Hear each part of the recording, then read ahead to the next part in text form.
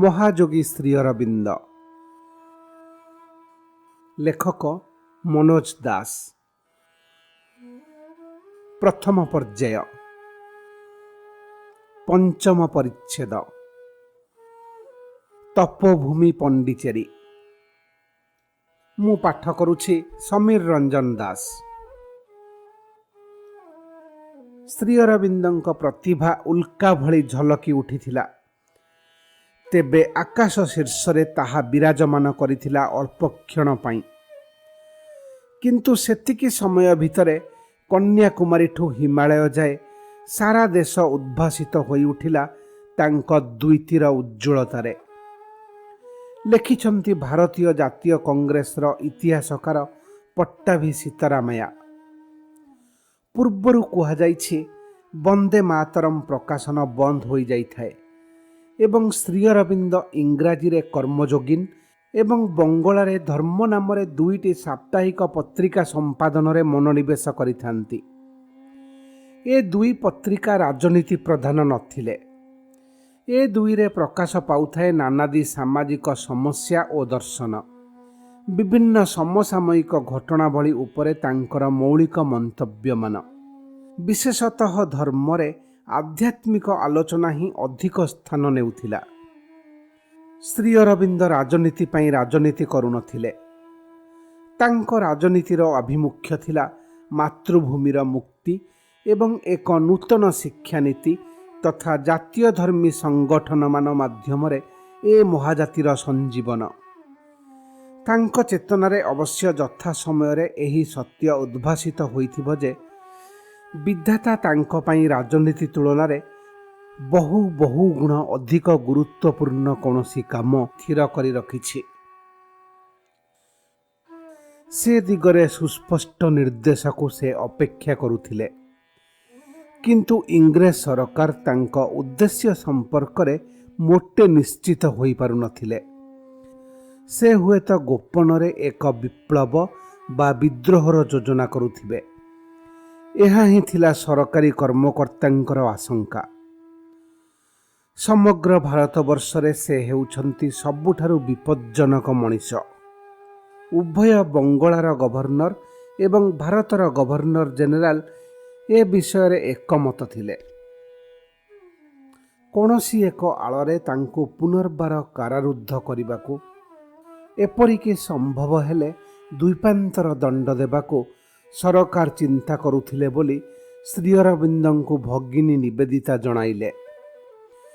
ସଙ୍ଗେ ସଙ୍ଗେ ଆତ୍ମଗୋପନ କରିବାକୁ ମଧ୍ୟ ସେ ପରାମର୍ଶ ଦେଲେ। କିନ୍ତୁ ଶ୍ରୀ ଅରବିନ୍ଦ ସେତେବେଳକୁ ନିଜ ବିଚାର ବୁଦ୍ଧି ଖଟାଇ କିଛି କରୁନଥିଲେ। ସବୁ କର୍ମ ପାଇଁ ସେ ଅନ୍ତରରେ ପ୍ରେରଣା ଅଥବା ଭଗବତ ଆଦେଶ ଉପରେ ନିର୍ଭର କରୁଥିଲେ। ହଠାତ୍ ଦିନକର ସନ୍ଧ୍ୟାରେ ସେ ଶୁଣିଲେ ସେହି ଆଦେଶ, ଚନ୍ଦନନଗର ଚାଲିଯାଅ। ମାତ୍ର 15 ମିନିଟ୍ ଭିତରେ ପ୍ରସ୍ତୁତ ହୋଇ ତାଙ୍କର 2 ଜଣ ଅନୁଗତ ସହଚରଙ୍କୁ ଧରି ସେ ଯାଇ ଗଙ୍ଗା କୂଳରେ ପହଞ୍ଚିଲେ ଏବଂ ଫରାସୀ ଅଧୀନରେ ଥିବା ଚନ୍ଦନନଗର ଅଭିମୁଖେ ନୌକା ଆରୋହଣ କଲେ। ଆଶ୍ଚର୍ଯ୍ୟର କଥା, ତାଙ୍କ ଘର ଉପରେ ସର୍ବଦା କଡ଼ା ନଜର ରଖୁଥିବା ପୁଲିସ ଗୁପ୍ତଚରମାନେ ଏକଥା ଜାଣିପାରିଲେ ନାହିଁ।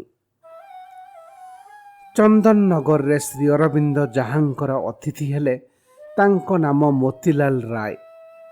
ସେ ଖାଲି ଦେଶପ୍ରେମୀ ନଥିଲେ, ଶ୍ରୀ ଅରବିନ୍ଦଙ୍କ ବ୍ୟକ୍ତିତ୍ୱର ଆଧ୍ୟାତ୍ମିକ ଦିଗ ସମ୍ପର୍କରେ ତାଙ୍କର କିଞ୍ଚିତ ଧାରଣା ଥିଲା। ସେ ତାଙ୍କୁ ଗୁରୁ ଭାବରେ ହିଁ ଦେଖିଲେ।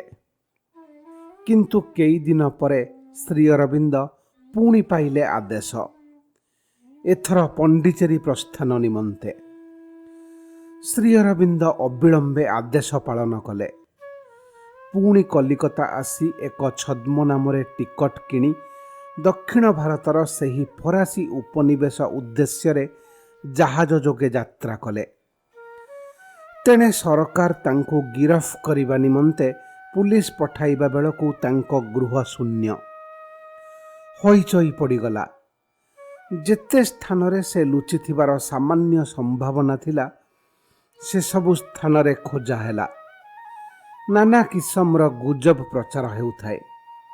ଯଥା ଶ୍ରୀ ଅରବିନ୍ଦ ତିବ୍ବତ ଯାଇ ଜଣେ ମହାତ୍ମାଙ୍କ ସହାୟତାରେ ତନ୍ତ୍ରବିଦ୍ୟା ଆୟତ୍ତ କରି ଇଂରେଜ ସରକାରଙ୍କୁ କଲବଲ କରିବେ। ସେ ରୁଷିଆ ଯାଇ ଜାରଙ୍କୁ ଅନୁପ୍ରାଣିତ କରିବେ ଏବଂ ସେ ଭାରତ ଆକ୍ରମଣ କରି ଇଂରେଜମାନଙ୍କୁ ତଡ଼ିବେ ଇତ୍ୟାଦି। କାହିଁକି ତାଙ୍କ ନାମରେ ପରୁଆନା ବାହାର କରାଗଲା, ସେ ଗଲେ କୁଆଡ଼େ, ଏସବୁ ପ୍ରଶ୍ନ ଉପରେ ବ୍ରିଟିଶ ପାର୍ଲିଆମେଣ୍ଟ ହାଉସ୍ ଅଫ୍ କମନ୍ସରେ କେତେ ଦିନ ଧରି ବାଦାନୁବାଦ ଚାଲିଲା। କର୍ମଯୋଗୀନ ପତ୍ରିକାର ଯେଉଁ ଲେଖା ରାଜଦ୍ରୋହ ମୂଳକ ବୋଲି ବିଚାରି ସରକାର ଶ୍ରୀ ଅରବିନ୍ଦଙ୍କୁ ଗିରଫ କରିବାକୁ ବସିଥିଲେ, ତାହା ପାର୍ଲିଆମେଣ୍ଟରେ ଉପସ୍ଥାପିତ କରିବା ନିମନ୍ତେ ଶ୍ରମିକ ଦଳର ପ୍ରତିଷ୍ଠାତା କିଏର ହାଡ଼ି ଏବଂ ବିଖ୍ୟାତ ଶ୍ରମିକ ଦଳ ନେତା ପରବର୍ତ୍ତୀ କାଳରେ ବ୍ରିଟେନର ପ୍ରଧାନମନ୍ତ୍ରୀ ହୋଇଥିବା ସାର୍ ରାମସେ ମ୍ୟାକ୍ଡୋନାଲ୍ଡ ଦାବି କଲେ। ସରକାର କିନ୍ତୁ ସେ ପତ୍ରିକା ବା ସେ ଲେଖା ଦେଖାଇବାକୁ ଅକ୍ଷମ ହେଲେ। ସାର୍ ରାମସେ ନିଜେ ସେ ପତ୍ରିକାଟି ବାହାର କରି ଶ୍ରୀ ଅରବିନ୍ଦଙ୍କର ମୋର ଶେଷ ଇଚ୍ଛା ଓ ପ୍ରମାଣପତ୍ର ଶୀର୍ଷକ ଲେଖାଟି ପଢ଼ି ଶୁଣାଇଦେଲେ। ଲୋକଙ୍କୁ ହିଂସାଚରଣ ପାଇଁ ମତାଇବା ତ ଦୂରର କଥା, ଲୋକଙ୍କୁ ହିଂସାଠାରୁ ଦୂରେଇ ରଖିବା ହିଁ ସେ ଲେଖାର ଉଦ୍ଦେଶ୍ୟ ବୋଲି ସେ କଲେ ସାରଗର୍ଭକ ଯୁକ୍ତି ଉପସ୍ଥାପନ। 1910 ଏପ୍ରିଲ 7 ତାରିଖରୁ ପାର୍ଲିଆମେଣ୍ଟରେ ଶ୍ରୀ ଅରବିନ୍ଦଙ୍କ ଉପରେ ତର୍କ ବିତର୍କ ପ୍ରଶ୍ନୋତ୍ତର ଚାଲିଥାଏ। ଅବଶେଷରେ 1911 ଫେବୃଆରୀ 21 ତାରିଖ ଦିନ ଜଣେ ମାନ୍ୟବର ସଭ୍ୟ ଓ ଗ୍ରାଡ଼ି ପ୍ରଶ୍ନ କଲେ, ମିଷ୍ଟର ଅରବିନ୍ଦ ଘୋଷଙ୍କର ଏକ ପ୍ରବନ୍ଧ ଛାପିଥିବା ଯୋଗୁଁ କର୍ମଯୋଗୀନର ପ୍ରକାଶକ ଅଦାଲତରେ ଅଭିଯୁକ୍ତ ହେବା ସଙ୍ଗେ ସଙ୍ଗେ ଘୋଷଙ୍କ ଗ୍ରେପ୍ତାର ପାଇଁ ପରୁଆନା ଜାରି ହୋଇଥିଲା କି? ଅଦାଲତ ସେ ପ୍ରବନ୍ଧ ଦେଶଦ୍ରୋହମୂଳକ ହୋଇନଥିବାର ଦର୍ଶାଇ ପ୍ରକାଶକଙ୍କୁ ମୁକ୍ତି ଦେଲେ କି? ସରକାର ପରୁଆନା ପ୍ରତ୍ୟାହାର କରିନେଇଥିବା କଥା ଠିକ୍ କି?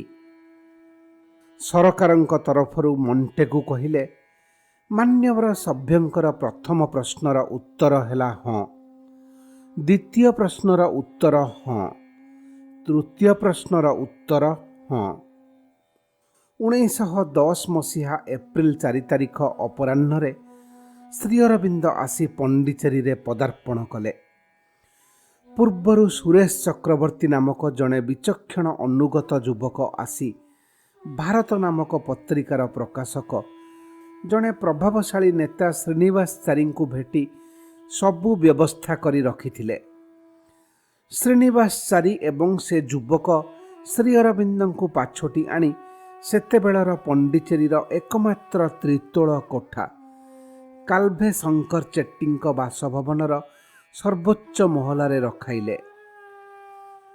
ସିଆଇଡି ରିପୋର୍ଟ କହେ, ସ୍ୱନାମଧନ୍ୟ ତାମିଲ କବି ସୁବ୍ରମଣ୍ୟମ ଭାରତୀ ମଧ୍ୟ ତାଙ୍କୁ ବନ୍ଦରଠାରେ ସ୍ୱାଗତ କରିଥିଲେ, କିନ୍ତୁ ଭାରତୀ ତାଙ୍କୁ ପରେ ଭେଟିଥିଲେ। କିଛି ଦିନ ପରେ ଶ୍ରୀ ଅରବିନ୍ଦ ଓ ତାଙ୍କ ଅନୁଗତମାନେ ଏକ ଭଡ଼ା ଘରକୁ ଉଠିଗଲେ। ଆଜି ଯାହା ଶ୍ରୀ ଅରବିନ୍ଦ ଆଶ୍ରମର ମୁଖ୍ୟ ପରିସର, ସେଠାକୁ ଆସିବା ପୂର୍ବରୁ ଶ୍ରୀ ଅରବିନ୍ଦଙ୍କୁ ବେଶ କେତେଥର ବସା ବଦଳାଇବାକୁ ପଡ଼ିଥିଲା। ବହୁଦିନ ଯାକେ ଇଂରେଜ ସରକାର ତାଙ୍କୁ କୌଣସି ମତେ ବ୍ରିଟିଶ ଭାରତ ଭିତରକୁ ନେଇଯିବା ପାଇଁ ଚେଷ୍ଟା କରିଥିଲେ। ପ୍ରଥମେ ଫରାସୀ ସରକାରଙ୍କ ସହାୟତାରେ, ତାପରେ ନାନାଦି ଲୋଭନୀୟ ପ୍ରସ୍ତାବ ଦେଇ, କିନ୍ତୁ ସେଥିରେ ସଫଳତା ମିଳିଲା ନାହିଁ। ପରେ ପରେ ଏକାଧିକ ବିଶିଷ୍ଟ ନେତା ତାଙ୍କୁ ଭେଟି ଭାରତୀୟ ଜାତୀୟ କଂଗ୍ରେସର ନେତୃତ୍ୱ ଓ ସଭାପତିତ୍ୱ ଗ୍ରହଣ କରିବାକୁ ଅନୁରୋଧ କଲେ, କିନ୍ତୁ ଶ୍ରୀ ଅରବିନ୍ଦ ରାଜି ହେଲେ ନାହିଁ। ଭଦୋଦରାରେ ପହଞ୍ଚିବା ପରଠୁ ଶ୍ରୀ ଅରବିନ୍ଦ ଯୋଗାଭ୍ୟାସ ଆରମ୍ଭ କରିଥିଲେ। ବାହାର ଜୀବନର ସମସ୍ତ ଝଡ଼ଝଞ୍ଜା, ବିପଦ ଆପଦ ଭିତରେ ବି ତାଙ୍କ ଚେତନା ଯୋଗମଗ୍ନ ହୋଇ ରହୁଥିଲା। କିନ୍ତୁ ପଣ୍ଡିଚେରୀରେ ପହଞ୍ଚିବା ପରେ ସେ ନିଜକୁ ସମ୍ପୂର୍ଣ୍ଣ ଭାବରେ ଯୋଗ ସାଧନାରେ ନିୟୋଜିତ କଲେ। ତାହା ଅଭିନବ ଯୋଗ। ଜୀବନର ପ୍ରଥମ ପର୍ଯ୍ୟାୟରେ ସେ ନିଜ ଦିବ୍ୟ ପ୍ରତିଭାକୁ ଭାରତର ମୁକ୍ତିଯଜ୍ଞ ଉଦ୍ଦେଶ୍ୟରେ ଉତ୍ସର୍ଗ କରିଥିଲେ। ଆପଣାର ଯୋଗ ଦୃଷ୍ଟିରେ ସେ ଦେଖୁଥିଲେ ତାଙ୍କର ସେ ଯଜ୍ଞର ସାଫଲ୍ୟ ଅବଧାରିତ। ମାତୃଭୂମିର ମୁକ୍ତି ଅନିବାର୍ଯ୍ୟ। ଜୀବନର ଦ୍ୱିତୀୟ ପର୍ଯ୍ୟାୟ ତାଙ୍କୁ ଉତ୍ସର୍ଗ କରିବାକୁ ହେବ ଅଥଳ ଅଜ୍ଞାନତା କବଳରୁ ମାନବତାର ମୁକ୍ତି ଉଦ୍ଦେଶ୍ୟରେ। ପ୍ୟାରିସରୁ ଆସି 1914 ମସିହା ନଭେମ୍ବର 29 ତାରିଖ ଦିନ ଶ୍ରୀ ଅରବିନ୍ଦଙ୍କୁ ଭେଟିଲେ ଶ୍ରୀମା। ତାଙ୍କ ପୂର୍ବପୁରୁଷ ମଧ୍ୟପ୍ରାଚ୍ୟର ଅଧିବାସୀ ଥିଲେ ଏବଂ ତାଙ୍କ ଜନନୀଙ୍କ ପରିବାର ପ୍ରାଚୀନ ଇଜିପ୍ଟର ସମ୍ରାଟ ଫାରୋମାନଙ୍କ ବଂଶଧର ବୋଲି ବିଶ୍ୱାସ କରାଯାଏ। ଶ୍ରୀମାଙ୍କ ପିତୃମାତୃଦତ୍ତ ନାମ ମୀରା। ଶିଶୁକାଳରୁ ହିଁ ସେ ତାଙ୍କ ଚିନ୍ତା ଓ ଆଚରଣରେ ଅନ୍ୟମାନଙ୍କଠୁ ଭିନ୍ନ ଥିଲେ। ସେ ମଧ୍ୟେ ମଧ୍ୟେ ଧ୍ୟାନସ୍ଥ ହୋଇ ରହୁଥିଲେ। ସେତେବେଳେ ସେ ଧ୍ୟାନ ଜଗତରେ ଯେଉଁ ବିରଳ ପ୍ରଭାମୟ ବ୍ୟକ୍ତିମାନଙ୍କୁ ଭେଟୁଥିଲେ, ସେମାନଙ୍କ ଭିତରୁ ଜଣକୁ ସେ ଆପଣା ଛାଏଁ କୃଷ୍ଣ ବୋଲି କହୁଥିଲେ। ଶ୍ରୀ ଅରବିନ୍ଦଙ୍କୁ ଦେଖିବା ମାତ୍ରେ ସେ ବୁଝିଲେ ସେ ହିଁ ତାଙ୍କ ଧ୍ୟାନ ଚେତନାରେ ପ୍ରତିଭାତ ହେଉଥିବା କୃଷ୍ଣ। ପଣ୍ଡିଚେରୀରେ କିଛି ମାସ ମାତ୍ର ରହି ଶ୍ରୀମାଙ୍କୁ ପ୍ରଥମ ମହାଯୁଦ୍ଧ ସମ୍ପର୍କିତ କେତେକ ଜରୁରୀ କାରଣରୁ ଭାରତରୁ ବିଦାୟ ନେବାକୁ ପଡ଼ିଲା। କିନ୍ତୁ ସେ ପଣ୍ଡିଚେରୀକୁ ପ୍ରତ୍ୟାବର୍ତ୍ତନ କଲେ 1920 ମସିହା ଏପ୍ରିଲ 24 ତାରିଖ ଦିନ। ଶ୍ରୀ ଅରବିନ୍ଦଙ୍କୁ ଶ୍ରଦ୍ଧା ଓ ଭକ୍ତି କରୁଥିଲେ ଅସଂଖ୍ୟ ଲୋକ। ବର୍ତ୍ତମାନ ମା ପାଖକୁ ସନ୍ତାନମାନେ ଆକର୍ଷିତ ହୋଇ ଆସିବା ପ୍ରାୟ ଦେଶ ବିଦେଶରୁ କେତେ ଅନୁଗାମୀ ଆସି ଶ୍ରୀମାଙ୍କ ଉପରେ ନିଜ ନିଜ ଦାୟିତ୍ୱ ନ୍ୟସ୍ତ କରି ତାଙ୍କରି ଆଶ୍ରୟରେ ରହିବାର ସିଦ୍ଧାନ୍ତ କଲେ। ରୂପରେଖ ନେଲା ଶ୍ରୀ ଅରବିନ୍ଦ ଆଶ୍ରମ। 1926 ବେଳକୁ ଶ୍ରୀ ଅରବିନ୍ଦ ତାଙ୍କ ତପସ୍ୟାର ଏଭଳି ଏକ ପର୍ଯ୍ୟାୟରେ ଉପନୀତ ହେଲେ ଯାହା ଯୋଗୁଁ ତାଙ୍କ ପକ୍ଷରେ ସମ୍ପୂର୍ଣ୍ଣ ଭାବରେ ସେଥିରେ ନିମଗ୍ନ ରହିବା ଆବଶ୍ୟକ ହେଲା। ଆଶ୍ରମ ସଂଗଠନର ତଥା ଆଶ୍ରମବାସୀମାନଙ୍କର ଯାବତୀୟ ସମସ୍ୟା ସମ୍ଭାଳିବା ଦାୟିତ୍ୱ ପଡ଼ିଲା ଶ୍ରୀମାଙ୍କ ଉପରେ। ସେ ତାଙ୍କର ଅଦ୍ଭୁତ ସଂଗଠନ ଶକ୍ତି ପ୍ରୟୋଗ କରି ନିଜର ଅନବରତ କର୍ମ ଦ୍ୱାରା ଅନ୍ୟମାନଙ୍କୁ ଅନୁପ୍ରାଣିତ କରି ଆଶ୍ରମକୁ ଏକ ଅଦ୍ୱିତୀୟ ପ୍ରତିଷ୍ଠାନରେ ପରିଣତ କଲେ।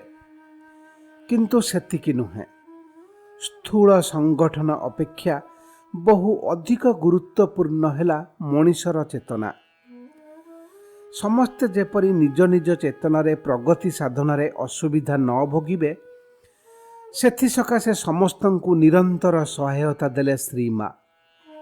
ଅର୍ଥାତ୍ ଜଣେ ମା ଯେପରି ସନ୍ତାନର ସବୁ ଦୁଃଖ ସୁଖ ବୁଝେ ଏବଂ ସ୍ୱାଭାବିକ ସ୍ନେହ ଢାଳି ଦେଇ ତାହାର ଉନ୍ନତିର ପଥ ପ୍ରଶସ୍ତ କରିଦିଏ, ପ୍ରତ୍ୟେକ ଆଶ୍ରମବାସୀ ପାଇଁ ଶ୍ରୀମା ତାହା କରିବା ସଙ୍ଗେ ସଙ୍ଗେ ସାଧକର ଆଧ୍ୟାତ୍ମିକ ବିକାଶ ନିମନ୍ତେ ଦିବ୍ୟ ଜନନୀ ଭାବରେ ଦେଉଥିଲେ ପ୍ରତ୍ୟେକ ବ୍ୟକ୍ତି ସକାଶେ ତାର ଆବଶ୍ୟକତା ଅନୁସାରେ ଦିଗ୍ଦର୍ଶନ। ଶ୍ରୀମାଙ୍କ ବିନୟବୋଧର ପଟାନ୍ତର ଖୋଜି ପାଇବା ସହଜ ନୁହେଁ। ଶ୍ରୀ ଅରବିନ୍ଦଙ୍କ ଇଚ୍ଛା ବିନା ତାଙ୍କ ନିଜର ଇଚ୍ଛା ବୋଲି କିଛି ନଥିଲା। ତାଙ୍କ 90 ଜନ୍ମବାର୍ଷିକୀ 1968ରେ ଆକାଶବାଣୀ ତରଫରୁ ତାଙ୍କୁ କିଛି ସ୍ମୃତିଚାରଣ କରିବାକୁ ଅନୁରୋଧ କରାହୁଅନ୍ତେ ସେ କହିଥିଲେ, ମୋ ସ୍ମୃତିଚାରଣ ହେବ ସଂକ୍ଷିପ୍ତ। ଶ୍ରୀ ଅରବିନ୍ଦଙ୍କୁ ଭେଟିବା ନିମନ୍ତେ ମୁଁ ଭାରତବର୍ଷ ଆସିଥିଲି। ଭାରତବର୍ଷରେ ରହିଲି ତାଙ୍କରି ସହିତ ରହିବା ନିମନ୍ତେ। ସେ ଶରୀର ତ୍ୟାଗ କରିବା ଅନ୍ତେ ମୁଁ ତାଙ୍କରି କାମ କରିବା ନିମନ୍ତେ ଏଠାରେ ରହିଛି। କାମଟି ହେଲା ସତ୍ୟର ସେବା କରି ଏବଂ ମାନବ ଜାତିକୁ ପ୍ରବୃଦ୍ଧ କରି ଧରାପୃଷ୍ଠରେ ଦିବ୍ୟ ପ୍ରେମର ଶାସନକୁ ତ୍ୱରାନ୍ୱିତ କରିବା। ଏ ସ୍ମୃତିଚାରଣ ବେଳେ ସେ ସ୍ୱୟଂ ଆବାଲ୍ୟ କେତେ ସାଧନା କରିଛନ୍ତି, କେତେ ଶକ୍ତି ଆୟତ୍ତ କରିଛନ୍ତି, ସେସବୁ ଅବଲୀଳାକ୍ରମେ ପାଶୋରି ଦେଇଛନ୍ତି। ଶ୍ରୀ ଅରବିନ୍ଦ ତାଙ୍କ କୋଠରୀ ଭିତରେ ତପସ୍ୟାରତ ରହିଲେ ମଧ୍ୟ ସାଧକ ଏବଂ ଜିଜ୍ଞାସୁମାନଙ୍କର ରାଶି ରାଶି ଚିଠିପତ୍ରର ଉତ୍ତର ଦେଉଥାନ୍ତି। ଜଟିଳ ଦାର୍ଶନିକ ପ୍ରଶ୍ନଠୁ ଆରମ୍ଭ କରି କାହାର ବା ସାମାନ୍ୟ ଦେହ ଖରାପ ଦୃଷ୍ଟିରୁ ସେ କ'ଣ କରିବା ଉଚିତ, କୌଣସି ପ୍ରଶ୍ନକୁ ସେ ତୁଚ୍ଛ ମଣି ନାହାନ୍ତି। ପ୍ରାଚୀନ ଭାରତରେ ଋଷିମାନଙ୍କୁ କେନ୍ଦ୍ର କରି ଆଶ୍ରମ ଗଢ଼ି ଉଠୁଥାଏ। ଅଧିକାଂଶ ଆଶ୍ରମରେ ଥାଏ ଦୁଇଟି ଦିଗ। ତରୁଣମାନେ ସେଠାରେ ଶିକ୍ଷା ଲାଭ କରିଥାନ୍ତି। ସେ ବିଭାଗଟି ଗୁରୁକୁଳ। ଛାତ୍ରର ସ୍ୱଭାବ ଓ ଶକ୍ତି କିପରି ତାହା ନିରୂପଣ କରି ସେହି ଅନୁସାରେ ଗୁରୁ ତାକୁ ଉପଯୁକ୍ତ ଶିକ୍ଷା ଦେଉଥାନ୍ତି। ଆଶ୍ରମର ଅନ୍ୟ ବିଭାଗରେ ରହୁଥିଲେ ସାଧକମାନେ, ଯୋଗ ଓ ଧ୍ୟାନରେ ରତ। କିନ୍ତୁ ଶିକ୍ଷାର୍ଥୀ ଓ ସାଧକ ଉଭୟ ଶ୍ରେଣୀର ଆଶ୍ରମବାସୀ ଶାରୀରିକ ପରିଶ୍ରମ କରୁଥାନ୍ତି। ଏ ସୃଷ୍ଟି ଭଗବାନଙ୍କର ହିଁ ଏକ କର୍ମ। ତେଣୁ କର୍ମ ଭଗବାନଙ୍କୁ ପାଇବା ଦିଗରେ ଅନ୍ତରାୟ ହୋଇନପାରେ। ଋଷିମାନେ ଆବଶ୍ୟକ ହେଲେ ରାଜା ଓ ଶାସକମାନଙ୍କୁ ପରାମର୍ଶ ଦେଉଥିଲେ। ସେମାନେ ସହାୟତା କରୁଥିଲେ। କାଳକ୍ରମେ ସେ ମୋହନୀୟ ଆଶ୍ରମ ପରମ୍ପରା ସଂକୁଚିତ ହୋଇଗଲା। ସାଧାରଣ ଜୀବନ ବିମୁଖ ସନ୍ନ୍ୟାସୀମାନଙ୍କ ଆଶ୍ରୟକୁ ଆଶ୍ରମ କୁହାଗଲା। ଶ୍ରୀମାଙ୍କ ଦ୍ୱାରା ଗଠିତ ଏବଂ ତାଙ୍କ ନିର୍ଦ୍ଦେଶରେ ପରିଚାଳିତ ଶ୍ରୀଅରବିନ୍ଦ ଆଶ୍ରମରେ ଆଧୁନିକ କାଳର ସମସ୍ତ ବିକାଶକୁ ମାନି ନେଇ ମଧ୍ୟ ପ୍ରାଚୀନ ଆଶ୍ରମର ଆଦର୍ଶକୁ ରୂପ ଦିଆଗଲା।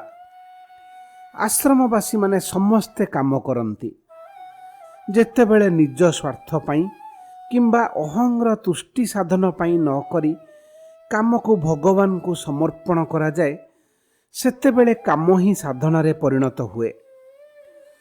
ଚାଷବାସଠୁ ଆରମ୍ଭ କରି ନାନାବିଧ କୁଟୀର ଶିଳ୍ପ ପର୍ଯ୍ୟନ୍ତ ଆଶ୍ରମର କାର୍ଯ୍ୟକଳାପ ବ୍ୟାପ୍ତ ରହିଛି। ଶ୍ରୀଅରବିନ୍ଦ ଆଶ୍ରମର ସାଧକମାନେ କୌଣସି ନିର୍ଦ୍ଦିଷ୍ଟ ଧରଣର ପୋଷାକ ପିନ୍ଧନ୍ତି ନାହିଁ କି କୌଣସି ଧରାବନ୍ଧା ନିୟମରେ ପୂଜାର୍ଚ୍ଚନା କରନ୍ତି ନାହିଁ। ସାଧକମାନେ ଯେଉଁ ସର୍ବନିମ୍ନ ନିୟମ ମାନି ଚଳିବା ଆବଶ୍ୟକ, ତାହା ହେଲା ବ୍ରହ୍ମଚର୍ଯ୍ୟ ପାଳନ, ନିଶା ଓ ତମାଖୁ ପରିହାର। ସେମାନେ ରାଜନୀତିରେ ମଧ୍ୟ ଭାଗ ନିଅନ୍ତି ନାହିଁ। ଶ୍ରୀଅରବିନ୍ଦଙ୍କ ଦୃଷ୍ଟିରେ ସମଗ୍ର ଜୀବନ ହିଁ ଯୋଗ। ଆଶ୍ରମରେ କିଏ ବା ବାସନ ମାଜୁଥାଏ, କିଏ ବା ଶିକ୍ଷକତା କରୁଥାଏ। ଜଣକର କାମ ସାନ ନୁହେଁ କି ଆଉ ଜଣକର କାମ ବଡ଼ ନୁହେଁ। ସବୁ କାମ ଭଗବାନଙ୍କୁ ସମର୍ପିତ ହୋଇଥାଏ ବୋଲି ଆଶା କରାଯାଏ। ଆଶ୍ରମର ଏକ ବିଶେଷ ବିଭାଗ ହେଲା ଶ୍ରୀଅରବିନ୍ଦ ଆନ୍ତର୍ଜାତୀୟ ଶିକ୍ଷା କେନ୍ଦ୍ର। ଏ ପ୍ରତିଷ୍ଠାନର ଉଦ୍ଦେଶ୍ୟ ପୂର୍ଣ୍ଣାଙ୍ଗ ଶିକ୍ଷାଦାନ। ଶିକ୍ଷାର୍ଥୀର ଦେହ, ପ୍ରାଣ, ମନ ଏବଂ ଆତ୍ମା ଏ ଚାରି ବିଭବର ଯଥାର୍ଥ ବିକାଶ ଶିକ୍ଷାର ଆଭିମୁଖ୍ୟ ହେବା ଚାହି। ଶରୀର ହିଁ ଚେତନାର ଆଧାର। ତେଣୁ ଶରୀରର ସୁଷମ ବିକାଶ ଶିକ୍ଷା ପଦ୍ଧତିର ଅତ୍ୟନ୍ତ ଗୁରୁତ୍ୱପୂର୍ଣ୍ଣ ଅଂଶ। ଶିଶୁ ଓ ତରୁଣ ଶିକ୍ଷାର୍ଥୀମାନଙ୍କ ଦେହ ଯେପରି ଅଧିକ ସକ୍ଷମ ଏବଂ ସଂଯତ ହୋଇପାରିବ, ସେ ଦିଗରେ ବିଶେଷ ଯତ୍ନ ନିଆଯାଏ। ଆଶ୍ରମରେ ରହିଛି ଉଭୟ ପ୍ରାଚ୍ୟ ଓ ପାଶ୍ଚାତ୍ୟ ଧାରାର କୁସ୍ତି କସରତ, ଖେଳ ଓ ବ୍ୟାୟାମର ବ୍ୟବସ୍ଥା। ଛାତ୍ରର ପ୍ରାଣଗତ, ଭାବଗତ ପରିପ୍ରକାଶ ପାଇଁ ସଙ୍ଗୀତ, ଚିତ୍ରକଳା, ନୃତ୍ୟ, ନାଟ୍ୟ ଇତ୍ୟାଦି ଶିକ୍ଷାର ସୁଯୋଗ ରହିଛି। ମନ ଏବଂ ବୁଦ୍ଧିର ବିକାଶ ସକାଶେ ଅନ୍ୟାନ୍ୟ ବିଦ୍ୟାଳୟ ଭଳି ଏଠାରେ ମଧ୍ୟ ବିଜ୍ଞାନ ଓ ମାନବ ବିଜ୍ଞାନ ଅନ୍ତର୍ଭୁକ୍ତ ଅଧିକାଂଶ ବିଷୟ ଅଧ୍ୟୟନର ବ୍ୟବସ୍ଥା ରହିଛି। ତେବେ ଅନ୍ୟାନ୍ୟ ଶିକ୍ଷାନୁଷ୍ଠାନରୁ ଏହାର ଏକ ପାର୍ଥକ୍ୟ ହେଲା, ଏଠାରେ ଛାତ୍ର ଉପରେ ବାଧ୍ୟତାମୂଳକ ଭାବରେ କୌଣସି ବିଷୟ ଲଦି ଦିଆଯାଏ ନାହିଁ। ଛାତ୍ର ତା ନିଜ ଆଗ୍ରହ ଅନୁସାରେ ପାଠ୍ୟ ବିଷୟ ନିର୍ବାଚନ କରେ। ପରାମର୍ଶ ବା ସାହାଯ୍ୟ ସକାଶେ ସେ ଯେକୌଣସି ଶିକ୍ଷକ ପାଖକୁ ଯାଇପାରେ। ଶ୍ରୀଅରବିନ୍ଦ କହିଛନ୍ତି, ପ୍ରକୃତ ଶିକ୍ଷାଦାନର ପ୍ରଥମ କଥା ହେଲା କିଛି ଶିଖାଇ ଦିଆଯାଇପାରିବ ନାହିଁ। ଶିକ୍ଷକ ଜଣେ ସହାୟକ ଓ ଦିଗ୍ଦର୍ଶକ। ସେ ଛାତ୍ରକୁ ଜ୍ଞାନ ଦିଏ ନାହିଁ, ଛାତ୍ର ନିଜେ କିପରି ଜ୍ଞାନ ଆହରଣ କରିପାରିବ ସେ ସେତକ ଦେଖାଇ ଦିଏ।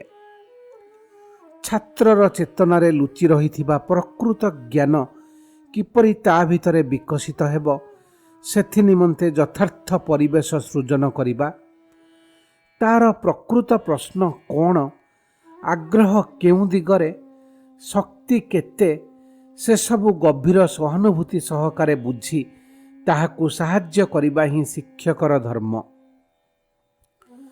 ପ୍ରତ୍ୟେକ ଛାତ୍ର ଅନନ୍ୟ, ପ୍ରତ୍ୟେକର ନିଜସ୍ୱ ବିକାଶ ମାର୍ଗ ରହିଛି। ସମସ୍ତଙ୍କ ପାଇଁ ସମାନ ଧାରାର ପରୀକ୍ଷା ବା ପ୍ରତିଯୋଗିତାକୁ ଏ ଶିକ୍ଷାୟତନରେ ବିଶେଷ ମୂଲ୍ୟ ଦିଆଯାଏ ନାହିଁ। ଶ୍ରୀ ଅରବିନ୍ଦ ଆଶ୍ରମର ଅଦୂରରେ ଗଢ଼ି ଉଠିଛି ଅରୋଭିଲ। ଏହାକୁ ସହର ବୋଲି କୁହାଗଲେ ବି ଏହା ବୃକ୍ଷଲତା ପରିବେଷ୍ଟିତ ଏକ ଆଦର୍ଶ ଜନବସତି। ଏ ବସତିର ବାସିନ୍ଦାମାନେ ଭିନ୍ନ ଭିନ୍ନ ଦେଶରୁ ଆସିଛନ୍ତି। ସେମାନଙ୍କ ଧର୍ମଗତ ଜାତିଗତ ସଂସ୍କାର ଅଲଗା, କିନ୍ତୁ ସେସବୁ ସଂସ୍କାର ଦ୍ୱାରା ବନ୍ଧା ନ ହୋଇ ପ୍ରତି ମଣିଷ ଭିତରେ ଥିବା ଦିବ୍ୟ ଗୁଣ ଉପରେ ନିର୍ଭର କରି ଏକତ୍ର ଗୋଟିଏ ଉଜ୍ଜଳ ଭବିଷ୍ୟତ ଦିଗରେ କାର୍ଯ୍ୟ କରିବା ସେମାନଙ୍କ ଲକ୍ଷ୍ୟ। ଆଜି ପୃଥିବୀର ଚାରିଆଡ଼େ ଶ୍ରୀ ଅରବିନ୍ଦଙ୍କ ଦର୍ଶନ ବୁଝିବା ନିମନ୍ତେ ଆଗ୍ରହ ପ୍ରକାଶ ପାଉଛି। ବହୁ ଅନୁଷ୍ଠାନ ଗଢ଼ି ଉଠିଛି। ଆଲିପୁର ବିଚାର ବେଳେ ଦେଶବନ୍ଧୁ ଚିତ୍ତରଞ୍ଜନ ଯାହା କହିଥିଲେ ତାହା ଅକ୍ଷରେ ଅକ୍ଷରେ ସତ୍ୟ ବୋଲି ପ୍ରମାଣିତ ହେଉଛି।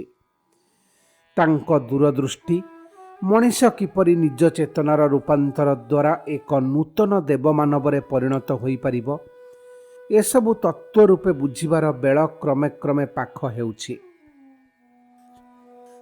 ଯେକୌଣସି ଅନୁଷ୍ଠାନ ପ୍ରତିଷ୍ଠାନ ଠାରୁ ତାଙ୍କ ବାଣୀର ମହତ୍ତ୍ୱ ବହୁ ଗୁଣ ଅଧିକ। ତାହା ସମଗ୍ର ମାନବ ଜାତିର ଭବିଷ୍ୟତ ପାଇଁ ଉଦ୍ଦିଷ୍ଟ। ତାହା କ୍ରମବିକାଶ ତତ୍ତ୍ୱର ଆଧ୍ୟାତ୍ମିକ ବ୍ୟାଖ୍ୟା ଏବଂ ପରିଣତିର ପ୍ରତିଶ୍ରୁତି। ଶ୍ରୀ ଅରବିନ୍ଦଙ୍କ ରଚନାବଳୀ ତାଙ୍କ ଜନ୍ମ ଶତବାର୍ଷିକୀ 1972 ବେଳେ 30 ଖଣ୍ଡରେ ପ୍ରକାଶ ପାଇଥିଲା। ପରେ ଆଶ୍ରମର ଗବେଷକମାନେ ଆହୁରି କିଛି ଲେଖାଲେଖି ଆବିଷ୍କାର କଲେ। ତାଙ୍କ 125 ଜନ୍ମବାର୍ଷିକୀ ବେଳକୁ 1997 ସୁଦ୍ଧା ରଚନାବଳୀ 35 ଖଣ୍ଡରେ ପ୍ରକାଶ ପାଇଛି। ତାଙ୍କ ରଚନାବଳୀର ପରିସର ବ୍ୟାପକ। ଯୋଗ, ଆଧ୍ୟାତ୍ମିକତା ଏବଂ ଦର୍ଶନ, ସମାଜ ତତ୍ତ୍ୱ ଓ ରାଜନୀତି ବିଜ୍ଞାନ, ସାହିତ୍ୟ, କଳା ତଥା ସଂସ୍କୃତିର ବିବିଧ ବିଭବର ସମୀକ୍ଷା, ଶହ ଶହ ଜିଜ୍ଞାସୁଙ୍କର ବ୍ୟକ୍ତିଗତ, ତାତ୍ତ୍ୱିକ ତଥା ସାଧନା ସମ୍ପର୍କୀୟ ନାନାଦି ପ୍ରଶ୍ନର ଉତ୍ତର, ସୃଜନାତ୍ମକ କବିତା ଓ ନାଟକ ଏବଂ ସର୍ବୋପରି ଏକ ମହାକାବ୍ୟ। ଦିବ୍ୟ ଜୀବନ ଦି ଲାଇଫ୍ ଡିଭାଇନ୍ ଗ୍ରନ୍ଥରେ ସେ ମାନବ ଜାତିର ସୃଷ୍ଟି, ବୈଚିତ୍ର୍ୟ, ଆଶା, ଆସ୍ପୃହା ଓ କ୍ରମବିକାଶର ଧାରା ବିଶ୍ଳେଷଣ କରି ତାର ଅନାଗତ ଦିବ୍ୟ ଭବିଷ୍ୟତ ସମ୍ପର୍କରେ ସୁସ୍ପଷ୍ଟ ସୂଚନା ଦେଇଛନ୍ତି। ଚେତନା ନିହିତ ବହୁ ରହସ୍ୟ, ମନସ୍ତତ୍ୱର ନାନାଦି ସୂକ୍ଷ୍ମ ବିଚାର, ଆଧ୍ୟାତ୍ମିକତାର ଉଦାର ଏବଂ ଅଭିଜ୍ଞତା ଲବ୍ଧ ବ୍ୟାଖ୍ୟାରେ ସମୃଦ୍ଧ ଏ ଗ୍ରନ୍ଥ ପୃଥିବୀର ପ୍ରଜ୍ଞା ସାହିତ୍ୟରେ ଅତୁଳନୀୟ। ଯୋଗ ସମନ୍ୱୟ ଦି ସିନ୍ଥେସିସ୍ ଅଫ୍ ଯୋଗ ଗ୍ରନ୍ଥରେ ପ୍ରାଚୀନ କାଳରୁ ଆଜି ଯାଏ ଯୋଗୀ ଓ ଜିଜ୍ଞାସୁମାନେ ଯେତେ ଧାରାରେ ଆଧ୍ୟାତ୍ମିକ ସତ୍ୟର ଅନ୍ୱେଷଣ କରିଛନ୍ତି, ଯୋଗର ଯେତେ ମାର୍ଗ ଦର୍ଶାଇଛନ୍ତି, ସେସବୁର ସାରସ୍ୱତ ପରିବେଷଣ କରି ସବୁ ମୁଖ୍ୟ ଧାରାର ସମନ୍ୱୟରେ ପୂର୍ଣ୍ଣ ଯୋଗର ଆଦର୍ଶ ଉପସ୍ଥାପନ କରିଛନ୍ତି ଶ୍ରୀ ଅରବିନ୍ଦ। ଗୀତା ନିବନ୍ଧମାଳା ଏସେଜ୍ ଅନ୍ ଦି ଗୀତା, ଗୀତାର ଅନବଦ୍ୟ ବ୍ୟାଖ୍ୟା ଓ ଅନ୍ତର୍ନିହିତ ସତ୍ୟର ଉଦ୍ଘାଟନ। ଜଣେ ବିଦଗ୍ଧ ପାଠକ ଅନୁଭବ କରିବ, ଯେଉଁ ମହାଚେତନା ଏକଦା ଗୀତା ପରିବେଷଣ କରିଥିଲେ, ସେହି ମହାଚେତନା ହିଁ ତାର ବ୍ୟାଖ୍ୟା ପରିବେଷଣ କରିଛି। କିମ୍ବଦନ୍ତୀର ସାବିତ୍ରୀ ଦିନେ ତାଙ୍କ ଅସାଧାରଣ ଦୃଢ଼ମନ୍ୟତା ଯୋଗେ ସତ୍ୟବାନଙ୍କୁ ମୃତ୍ୟୁ କବଳରୁ ଉଦ୍ଧାର କରି ଆଣିଥିଲେ। ଶ୍ରୀ ଅରବିନ୍ଦଙ୍କ ମହାକାବ୍ୟ ସାବିତ୍ରୀ ମୃତ୍ୟୁ ଉପରେ ଦିନେ ଯେ ଦିବ୍ୟ ପ୍ରେମ ବିଜୟ ଲାଭ କରିବ ତାହାରି ପ୍ରତିଶ୍ରୁତି ବହନ କରେ। ପାଠକର ଚେତନାରେ ମନ୍ତ୍ରବତ୍ କାର୍ଯ୍ୟକାରୀ ହୋଇପାରେ ଏ କବିତା ସ୍ରୋତ। ମାନବ ଚକ୍ର, ଦି ହ୍ୟୁମାନ ସାଇକେଲ ଏବଂ ମାନବ ଐକ୍ୟର ଆଦର୍ଶ, ଦି ଆଇଡିଆଲ ଅଫ୍ ହ୍ୟୁମାନ ୟୁନିଟି ଗ୍ରନ୍ଥ ଦୁଇରେ ସେ ଇତିହାସ ଓ ସମାଜର ବିକାଶଧାରା ଉପରେ ଆଲୋକପାତ କରି ଆଦର୍ଶ ଏବଂ ପ୍ରବୁଦ୍ଧ ଭବିଷ୍ୟତ ସମାଜ ଗଠନ ଦିଗରେ ଇଙ୍ଗିତ ଦେଇଛନ୍ତି। ଭାରତୀୟ ସଂସ୍କୃତିର ଆଧାର, ଫାଉଣ୍ଡେସନ୍ସ ଅଫ୍ ଇଣ୍ଡିଆନ୍ କଲଚର, ଭାରତୀୟ ସୃଜନଶୀଳତାର ମୌଳିକ ସୂତ୍ର ସମୂହର ବିଶ୍ଳେଷଣ ଏବଂ ଉପସ୍ଥାପନ। ଭବିଷ୍ୟତର କବିତା, ଦି ଫ୍ୟୁଚର ପୋଏଟ୍ରି ଗ୍ରନ୍ଥରେ ସେ କବିତାର ଗତି ଓ ପ୍ରକୃତି ଆଲୋଚନା କରିଛନ୍ତି ଓ ସଚ୍ଚା କବିତାର ଲକ୍ଷଣ ଚିହ୍ନିତ କରିବା ସଙ୍ଗେ ସଙ୍ଗେ ଆଗାମୀ ଯୁଗର କବିତାର ମହତ୍ତ୍ୱ କ'ଣ ହେବା ସମ୍ଭବ ତାହା ଦେଖାଇଛନ୍ତି। ସାଧକ ତଥା ଆଧ୍ୟାତ୍ମିକତା, ଦର୍ଶନ, ସାଧନା ଇତ୍ୟାଦିରେ ଆଗ୍ରହୀମାନଙ୍କ ସକାଶେ ଅମୂଲ୍ୟ ଜ୍ଞାନ ଭଣ୍ଡାର ହେଲା ଶ୍ରୀ ଅରବିନ୍ଦଙ୍କ ଚିଠିପତ୍ର, ଲେଟର୍ସ ଅନ୍ ଯୋଗ। ଚେତନାର ପ୍ରଗତି କାମନା କରୁଥିବା ଯେକୌଣସି ମଣିଷର ମନରେ ଯେତେ ପ୍ରକାର ପ୍ରଶ୍ନ ଉଠିପାରେ ଏଥିରେ ସନ୍ନିହିତ ସେସବୁର ଉତ୍ତର। ଶ୍ରୀ ଅରବିନ୍ଦଙ୍କର ଅଧିକାଂଶ ରଚନା ତାଙ୍କ ସମ୍ପାଦିତ 1914ରୁ 1921 ମସିହା ମଧ୍ୟରେ ପ୍ରକାଶିତ ମାସିକ ଆର୍ଯ୍ୟରେ ପ୍ରକାଶିତ ହୋଇଥିଲା। ଶ୍ରୀ ଅରବିନ୍ଦଙ୍କ ଯୋଗ ବୁଝିବା ଦିଗରେ ତାଙ୍କ ନିଜ ରଚନା ବ୍ୟତିରେକେ ସବୁଠୁ ବଡ଼ ସହାୟକ ହେଲେ 15 ଖଣ୍ଡରେ ପ୍ରକାଶିତ ମାତୃ ରଚନାବଳୀ। ଆଶ୍ରମର ସାଧକମାନଙ୍କୁ ନାନା ତତ୍ତ୍ୱ, ନାନା ସତ୍ୟ ବୁଝାଇବା ଅବସରରେ ସେମାନଙ୍କ ପ୍ରଶ୍ନ ସବୁର ଉତ୍ତର ଭାବରେ ଶ୍ରୀମା ଯାହା କହିଥିଲେ ବା ଲେଖୁଥିଲେ ସେସବୁ ଏଥିରେ ସନ୍ନିବେଶିତ ହୋଇଛି। ଅନ୍ୟାନ୍ୟ ଉପଲକ୍ଷେ ସେ ଲେଖିଥିବା ରଚନାମାନ ସମେତ ଶ୍ରୀ ଅରବିନ୍ଦ ଏବଂ ଶ୍ରୀମାଙ୍କର ବହୁ ବହି ଭାରତର ତଥା ପୃଥିବୀର ବିଭିନ୍ନ ଭାଷାରେ ଅନୁଦିତ ହୋଇସାରିଛି।